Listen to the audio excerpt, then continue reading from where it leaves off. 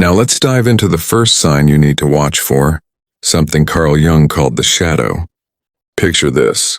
The shadow is like a hidden room in your mind, tucked away in the unconscious, where all the parts of yourself you don't want to face, your fears, your anger, your selfish impulses live quietly, out of sight. Jung believed everyone has a shadow, and that's normal. It's part of being human. But when someone refuses to acknowledge this darker side, or worse, lets it run the show without even realizing it, that's when things can get dangerous. You might notice this in someone who lashes out unexpectedly, like a coworker who snaps over a small critique, their rage seeming to come out of nowhere.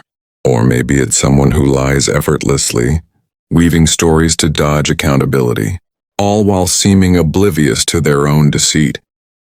These are the footprints of an unintegrated shadow, a sign they're not in touch with their inner world. Jung taught us that the shadow doesn't just sit there, it can leak out in destructive ways if it's ignored. A person who denies their flaws might project them onto you, accusing you of the very things they're guilty of, like jealousy or dishonesty. I've seen this in life. Someone who seems charming on the surface, but leaves you feeling uneasy, like there's a hidden agenda. Maybe they gossip viciously or manipulate situations to their advantage, all while acting innocent. That's the shadow at work, and it's a red flag. The danger lies in their lack of self-awareness. They're not wrestling with their inner darkness, so it controls them. You can spot this in small moments. A cruel comment disguised as a joke, a sudden betrayal, or a refusal to ever admit they're wrong. Jung would say these folks haven't done the hard work of facing their shadow, and that makes them unpredictable, even harmful. Stay alert for those who live unaware of their shadow. It's a sign they might hurt others without a second thought. Let's move to the second sign you need to be mindful of, something Jung called over-identification with archetypes. Now, Jung believed our minds are shaped by these universal patterns. Think of them as roles we all recognize, like the hero, the wise mentor, or the powerful ruler. These archetypes live in us, guiding how we see ourselves and act in the world. But here's where it gets tricky. When someone clings too tightly to one of these roles, it's like they're playing a part in a play, but they've forgotten it's not the real them. That's when you see someone puffed up with grandiosity, acting larger than life, maybe even manipulating others to keep the spotlight. You've met people like this, someone who struts into a room like they're the hero of every story, demanding admiration, or someone who plays the savior, always swooping in to fix things. But you sense it's more about control than kindness. Jung would say this over-identification creates an inflated persona, a mask that hides their true self. It's dangerous because it's fragile. Crack that mask, and you might see anger, insecurity, or even cruelty spill out. I've seen this in folks who can't handle criticism, like a boss who acts like they're infallible, shutting down anyone who questions them. Or maybe it's a friend who's always performing, charming everyone but leaving you uneasy, like their warmth isn't quite real. These people might use their charisma to manipulate, pulling you into their script without you realizing it. The danger is in how they cling to this role to feel powerful, often at the expense of others. They might push you down to keep their hero status or twist situations to stay in charge.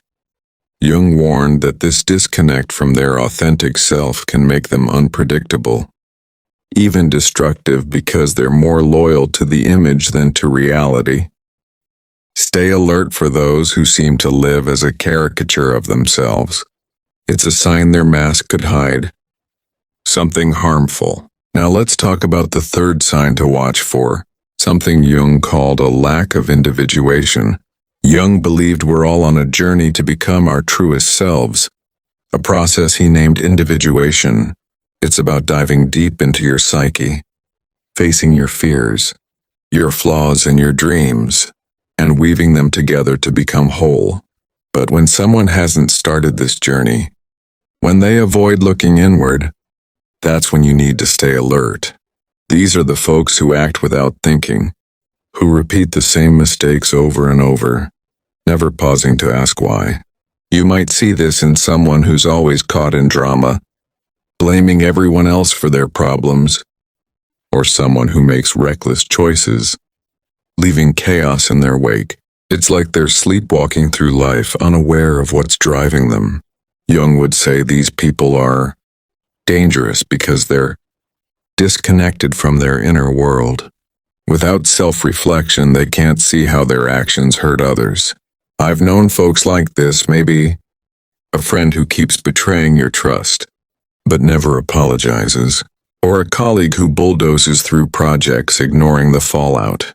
They don't stop to question their motives or learn from their failures, so their behavior stays impulsive, sometimes destructive. You might notice they deflect feedback, get defensive when challenged, or seem stuck in the same patterns like a broken record. This lack of growth can make them unpredictable. You never know when their unchecked impulses might lash out or pull you into their mess. Jung believed individuation requires courage to face the messy parts of yourself. But without it, people can become a whirlwind of unchecked emotions or actions, hurting those around them without a second thought. The danger isn't always intentional, but it's real, especially when their choices ripple out to affect others. Stay alert for those who seem blind to their own patterns. It's a sign they could cause harm without even knowing it. Let's move to the fourth sign you need to keep an eye out for. Something Carl Jung pointed to as projection and scapegoating. Jung taught us that the shadow, those hidden parts of ourselves we don't want to face, doesn't just stay buried. When someone can't deal with their own flaws, like jealousy, anger, or insecurity, they often project them onto others, pointing fingers to avoid looking in the mirror. It's like they're handing off their inner mess to someone else, and that's where the danger creeps in. You've probably seen this. Someone who's quick to accuse others of being selfish or dishonest, yet you catch them acting that way themselves. They're not just deflecting, they're building a narrative where everyone else is the problem, and that can turn toxic fast. Jung would say this habit of scapegoating is a red flag because it shows someone's out of touch with their own shadow. I've known people like this, maybe a family member who stirs up conflict, blaming everyone else for the tension, or a coworker who paints others as incompetent to cover their own mistakes. They might rally others against a common enemy, creating division to dodge accountability. This isn't just annoying, it can be dangerous. Projection can escalate into manipulation, gaslighting, or even cruelty as they rewrite reality to protect their ego. You might feel it in the way they twist your words or make you doubt yourself, leaving you unsettled. Jung believed that when someone can't face their own darkness, they'll pin it on others, and that blame can fuel harmful actions, from spreading lies to undermining relationships. The scariest part? They often believe their own story, which makes them unpredictable. You can spot this in their refusal to own up, their quickness to judge, or the way they turn every conflict into someone else's fault. Stay alert for those who always point the finger elsewhere. It's a sign their unchecked shadow could hurt you. Now let's turn to the fifth sign you need to watch closely. Something Jung called an unchecked anima or animus. Jung believed that every person carries a hidden counterpart to their gender in their psyche, the anima, the feminine side in men, and the animus, the masculine side in women. These inner forces shape how we connect with others, especially in relationships. When they're balanced, they bring depth and empathy, but when they're out of whack, you get trouble. A person with an unchecked anima or animus might come across as overly possessive, emotionally erratic, or even manipulative in their interactions. You've felt this before, someone whose charm feels like a trap, or a partner whose jealousy flares up out of nowhere, suffocating the connection. Jung would tell us, this imbalance is a warning sign because it reveals a psyche at war with itself. I've seen it in people who swing from intense devotion to sudden coldness, like they're chasing an idealized version of love or power that doesn't exist. Maybe it's a friend who demands constant attention, acting sweet one moment and vindictive the next, or a colleague who uses flattery to control others, their warmth hiding an agenda. These behaviors stem from a disconnect. When someone's anima or animus takes over, they lose touch with reality, projecting fantasies or fears onto those around them. This can lead to obsessive attachments, irrational arguments, or a need to dominate relationships, all of which can turn toxic. Jung saw this as a failure to integrate these inner forces, leaving the person unstable and their relationships fragile. You might notice it in their extreme reactions, like a man who idealizes women but lashes out when they don't fit his fantasy, or a woman whose assertiveness becomes controlling. That volatility is the danger, as it can pull you into their emotional chaos or worse, their manipulation. Stay alert for those whose relationships feel like a roller coaster. It's a sign their inner imbalance could lead to harm. Let's wrap up with the sixth sign you need to stay sharp about. What Jung described as a disconnection from the collective unconscious. Jung believed we're all linked to this deep well of shared human wisdom, a kind of universal reservoir of values, empathy, and moral instincts that guide us to do right by each other. It's what helps us feel compassion, understand fairness, and connect to something bigger than ourselves.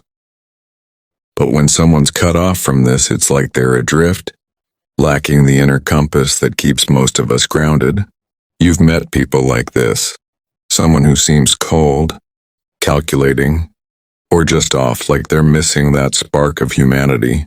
Their actions don't just bend the rules. They ignore them entirely, and that's where the danger lies. Jung would say this disconnection shows up as a kind of moral detachment, where empathy or remorse just doesn't register. I've seen it in folks who exploit others without a flicker of guilt. Maybe a colleague who steps over everyone to get ahead, or someone who manipulates friendships for personal gain, leaving hurt in their wake. They might lie effortlessly, betray trust without blinking, or treat people like tools, all while seeming eerily unbothered. This isn't just selfishness, it's a deeper void. A failure to tap into the shared values that make us human. You might notice it in their chilling indifference, like they're playing a game where only they matter. Jung believed the collective unconscious anchors us to a sense of right and wrong. But without it, a person can become unpredictable, even destructive, because nothing holds them back.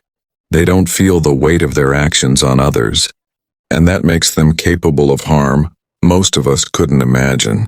Look for the signs: a lack of genuine warmth, a disregard for consequences, or a smile that never reaches their eyes. Stay alert for those who seem untouched by human connection. It's a sign their detachment could lead to danger.